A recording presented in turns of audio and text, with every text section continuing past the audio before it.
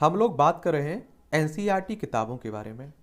और अभी तक आपने देखा है कक्षा छठवीं से लेकर कक्षा 12वीं तक की, आप देखें इतिहास की हो, फिर चाहे वो भूगोल की हो, राजनीति विज्ञान की हो, अर्थशास्त्र की हो, इन सब किताबों को हम लोग कवर कर चुके हैं। इनमें क्या पढ़ना है, कैसे पढ़ेंगे आप लोग, किन बातों का ध्यान रखना है आपको पढ़ते समय, उन सब पर बातें भी की हुई है। और मुझे अभी तक ऐसा लगता है कि अगर आप लोग सिविल सर्विस यानी कि यूपीएससी आईएएस की तैयारी कर रहे हैं या स्टेट पीसीएस की तैयारी कर रहे हैं, तब आप लोगों की समझ में आ गया होगा कि एनसीईआरटी आपके एग्जाम के लिए कितनी महत्वपूर्ण है। और मैं तो यहाँ तक कहता हूँ कि बिना एनसीईआरटी के कुछ नहीं उखड़ने वाला है। और इसीलिए समय रहते हुए आप लोग एनसीईआरटी किताबों को 2 से 3 बार पढ़ लीजिएगा। और अगर आपके दिमाग में सिविल सर्विस यानी कि यूपीएससी आईएएस से संबंधित कोई भी डाउट है, चाहे वो एग्जाम के फॉर्म भरने को लेकर हो, आप देखिए योग्यता को लेकर हो, अटेम्प्ट्स को लेकर हो, नेगेटिव मार्किंग को लेकर हो, प्रीलिम्स का सिलेबस को पैटर्न को लेकर हो, या मुख्य परीक्षा के पैटर्न को सिलेबस को लेकर हो, या आप देखिए कि ऑप्शनल को लेकर हो, या आप देखिए इंटरव्यू को लेकर हो, या आप देखिए पुराने क्वेश्चन पेपर को लेकर हो, कोई भी सवाल हो आपका, इतना यकीन मानिए कि इस प्ले लिस्ट सूची को यूपीएससी एग्जाम के नाम से जो बनी हुई है, इसे आप लोग कवर कर लेंगे तो आपके हर सवाल का जवाब बहुत आसान जवाब में दिया गया है। ठीक है। और एमपीपीएससी वालों, एमपीपीएससी एग्जाम के नाम से आप लोगों के लिए एक प्ले लिस्ट सूची बना रखी है, इसमें क्लासें आप लोगों को मिल जाएंगी और आपके हर सवाल का जवाब यहाँ मिल जाएगा। आज की इस क्लास में हम लोग कक्षा छठवीं की विज्ञान के बारे में बात करते हैं। इसमें आप लोग क्या पढ़ेंगे और किस तरह से आप लोग पढ़ेंगे। और जब आप लोग दुकान पे खरीदने जाएंगे ना, तो इस तरह का कवर पेज आपको देखने को मिलेगा। और पीडीएफ के रूप में अगर आप लोग पढ़ सकते हैं तो टेलीग्राम पर डाल दी गई हैं। टेलीग्राम से सभी किताबें आप लोग फ्री में जाकर डाउनलोड कर सकते हैं। जो किताबें आप लोगों के लिए महत्वपूर्ण है वही डाली गई हैं। और आप सभी जानते हैं एनसीईआरटी संस्था है, उसी के द्वारा ये किताबें लिखी जाती हैं। राष्ट्रीय शैक्षणिक अनुसंधान और प्रशिक्षण परिषद के द्वारा एक भरोसेदार संस्था है। और इसमें जो आंकड़े रहते हैं ना, सबसे ज़्यादा विश्वसनीय आंकड़े माने जाते हैं। और इस किताब को खरीदने जाएंगे तो 65 रुपये की रखी गई है इसकी कीमत, मामूली कीमत रखी जाती है, क्योंकि जिससे आप सभी तक इसकी पहुंच आसानी से हो सके। और मान लीजिए कि अगर यूपीएससी की तैयारी के लिए कोई 10,000 50,000 की किताब रख दी जाती है, बहुत सारे लोग तो उसे खरीद ही ना पाते। और आप देखेंगे एनसीईआरटी इसीलिए मामूली कीमत रखी जाती है और इनका रेफरेंस दिया जाता है कि एनसीईआरटी आप पढ़िएगा, तो ये आप देखेंगे। और उसके बाद देखिए पाठ्य पुस्तक निर्माण में जिन सम्मति लोगों का योगदान रहा है, उन लोगों के नाम हो गए। बड़े रिसर्च करके ये किताबें लिखी जाती हैं। ठीक है। विद्यार्थियों के लिए संदेश है, इस पाठ्य पुस्तक के अध्ययन की यात्रा में पहेली और बूझों की टीम सदैव आपके साथ रहेगी। यानी कि कहने का मतलब है कहानी का रूप देकर आपको समझाया गया है। तो मुझे ऐसा लगता है कि अगर आप लोग बड़े ध्यान से पढ़ते हैं ना, तो कहीं कोई परेशानी नहीं होगी आपको। और कहीं कोई परेशानी होती है तो मुझे आप लोग बता सकते हैं। और मैं आप लोगों से एक बात और बता देता हूँ, जब भी पहली बार आप लोग कोई भी किताब पढ़ रहे हो, पहली बार में नोट्स बनाने का काम आपको बिल्कुल नहीं करना है। एक ओवरव्यू ले लिया करिएगा पहली बार में, एक एक लाइन को आप लोग पढ़ा करिएगा, उसमें जो शब्द है उन्हें समझने की कोशिश किया करिएगा। पैराग्राफ हो, पेज हो, उसे बड़े ध्यान से पढ़ते हुए निकल जाइए। और जब 1 से 2 बार आप लोग पढ़ लेंगे ना किताबें, फिर आप लोगों की समझ में आ जाएगा कि आपको नोट्स किन पॉइंटों का बनाना है। और मैं ये भी हमेशा कहता हूं कि 90 से 95% नोट्स बनाने का काम अपने दिमाग में कर लीजिए, क्योंकि दिमाग ही आपके साथ एग्जाम हॉल में जाएगा। बाकी का 5 से 10% काम बचता है जो आप लोग नोट्स बनाते हैं रिवीजन के लिए, जब आपका पेपर नज़दीक होता है उस समय के लिए, तो वो आप लोग बना सकते हैं। ठीक है।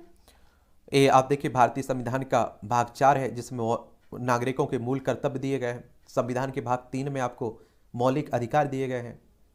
अधिकार और कर्तव्य को मैं इस तरह से बताता हूँ, वो कहते हैं ना, कोई आप पर आंख बंद करके भरोसा कर रहा है तो उसके भरोसे को बनाए रखिए, उसे ऐसा मत फील करवा दीजिए कि वो सच में अंधा है।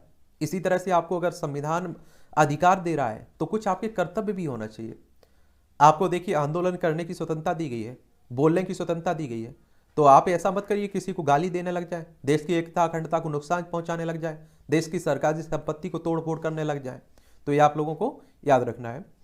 और अनुच्छेद 51 का में आप लोग पढ़ेंगे, ये आपको मौलिक कर्तव्य दिए गए। भारत के प्रत्येक नागरिक का यह कर्तव्य होगा कि वह संविधान का पालन करे, उसके आदर्शों, संस्थाओं, राष्ट्रध्वज और राष्ट्रगान का आदर करे। स्वतंत्रता, अगला है स्वतंत्रता के लिए हमारे राष्ट्रीय आंदोलन को प्रेरित करने वाले उच्च आदर्शों को हृदय में संजोए रखे और उनका पालन करे। भारत की संप्रभुता, एकता और अखंडता की रक्षा करे, उसे अक्षुण्ण बनाए रखे, देश की रक्षा करे और आहन किए जाने पर राष्ट्र की सेवा करे।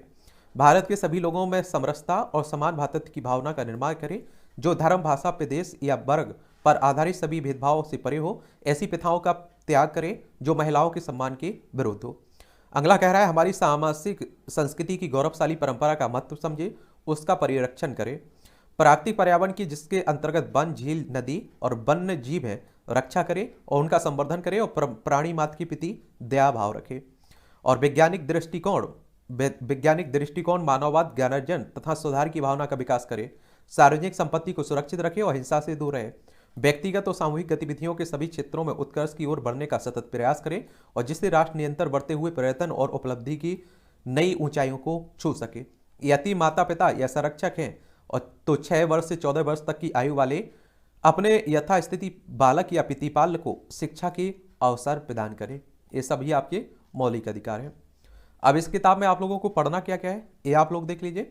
विषय सूची है तो अध्याय 1 में आप लोग भोजन, यहाँ कहाँ से आता है भोजन, इसके बारे में पढ़ेंगे। अध्याय 2 में भोजन के घटक देखेंगे। अध्याय 3 में तंतु से वस्त्र तक जो बनने की प्रक्रिया उसे देखेंगे। अध्याय 4 में आप लोग वस्तुओं के समूह बनाना देखेंगे। अध्याय 5 में पदार्थों का पृथक्करण देखेंगे। अध्याय 6 में हमारे चारों ओर के परिवर्तन देखेंगे। अध्याय 7 में पौधों को जानिए और अध्याय 8 में शरीर में गति देखेंगे। अध्याय 9 में सजीव विशेषताएं और आवास देखेंगे। अध्याय 10 में गति और दूरियों का मापन देखेंगे। अध्याय 11 में प्रकाश, छायाएं और परावर्तन देखेंगे। अध्याय 12 में विद्युत तथा परिपथ देखेंगे और अध्याय 13 में चुंबकों द्वारा मनोरंजन देखेंगे। अध्याय 14 में जल देखेंगे। अध्याय 15 में हमारे चारों ओर वायु जो है उसके बारे में पढ़ेंगे। अध्याय 16 में कचरा संग्रहण एवं निपटान के बारे में पढ़ेंगे और इन्हें बड़े ध्यान से पढ़िए, इन्हें एक आपका बेस मजबूत करेगा। यकीन मानिए आप लोग कई बार कक्षा 6वीं से प्रीलिम्स में क्वेश्चंस डायरेक्ट बन जाता है और अगर आप लोगों ने प्रीलिम्स कक्षा 6वीं की किताबें पढ़ी होगी ना तो आप लोगों की एक समझ बनी होगी और कई ऐसे क्वेश्चंस आ जाते हैं जिनके आप लोगों को समझ के आधार पर आप लोग क्या दे पाते हैं, आंसर दे पाते हैं। स्पेशल कितनी भी बुक के पढ़े हुए हो आप तब भी उसके आंसर देने की स्थिति में नहीं होते हैं आप। तो इस तरह से 16 चैप्टर आप लोगों को पढ़ने हैं। इसमें पहला चैप्टर हम लोग एक केवल नजर उस पर डाल लेते हैं, पढ़ने वाले नहीं है हम लोग, पढ़ने का काम आप लोगों को ही करना है। भोजन यह कहाँ से आता है ये आप लोग देखेंगे। देखिए क्रियाकलाप आप देख रहे हैं कि बड़ा समझाने के लिए बहुत सारे उदाहरण लिए गए हैं, कहानियां का रूप दे दिया गया है। और एक बात आप लोगों को और बता देता हूं कि आप लोग हमेशा याद रखिए, जब भी आप लोग कोई भी सब्जेक्ट उठाइए, चाहे वो इतिहास उठाइए, भूगोल उठाइए, चाहे राजनीति विज्ञान हो, इकोनॉमी हो या विज्ञान हो, एक सब्जेक्ट को उठाइए और कक्षा 6वीं से लेकर 12वीं तक की सभी किताबें उसकी कवर कर लीजिए। फिर दूसरे सब्जेक्ट को उठाइए। ऐसा मत करिए कि आज इसकी किताब पढ़ ली विज्ञान की, कल आप देख रहे हैं कि दूसरे सब्जेक्ट की पढ़ रहे हैं, फिर परसों तीसरे सब्जेक्ट की, फिर विज्ञान पर लौट के आ रहे हैं। तो आप लोग एक क्लास को दूसरे से नहीं जोड़ पाएंगे और समझ में भी कम आएगा। तो ये पढ़ने का तरीका होता है, बाकी आपकी मर्जी है, आप जो कर सकते हैं।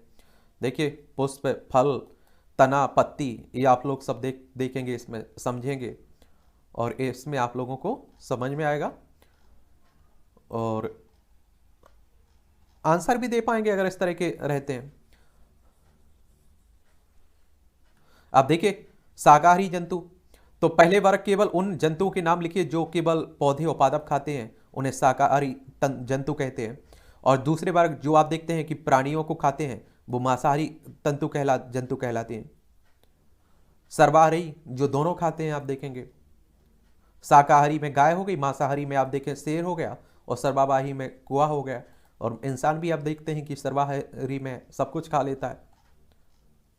चलिए ये आप लोग देखिए, यहाँ देखिए महत्वपूर्ण कुछ शब्द हैं। यहाँ देखिए सारांश, भारत के विभिन्न प्रदेशों में खाने जाने वाले भोजन में बहुत अधिक विविधता है। हमारे भोजन के कुछ मुख्य स्रोत पौधे और जंतु हैं। जो जंतु केवल पादप खाते हैं उन्हें शाकाहारी कहते हैं, जो जंतु केवल जंतुओं को खाते हैं उन्हें मांसाहारी कहते हैं, और जो जंतु पादप और दूसरे प्राणी दोनों को ही खाते हैं उन्हें आप लोग सर्वाहारी कह देते हैं। और जब चैप्टर खत्म हो जाएगा तो ये क्वेश्चंस दिए गए हैं और इन्हें चाहे तो आप लोग चैप्टर पढ़ने से पहले इन क्वेश्चंस को पढ़ लिया करिएगा और फिर चैप्टर खत्म करने के बाद इनके आंसर देने की कोशिश किया करिएगा। ये आप लोग जरूर करिएगा। और इस तरह से आप देखिए कक्षा 6वीं की विज्ञान की किताब खत्म हो जाती है एनसीईआरटी की। अगली क्लास में हम लोग कक्षा 7वीं की विज्ञान के बारे में बात करेंगे। अब आपके दिमाग में कोई सवाल है या सुझाव हो मेरे लिए तो आप लोग जरूर बता सकते हैं। ठीक है।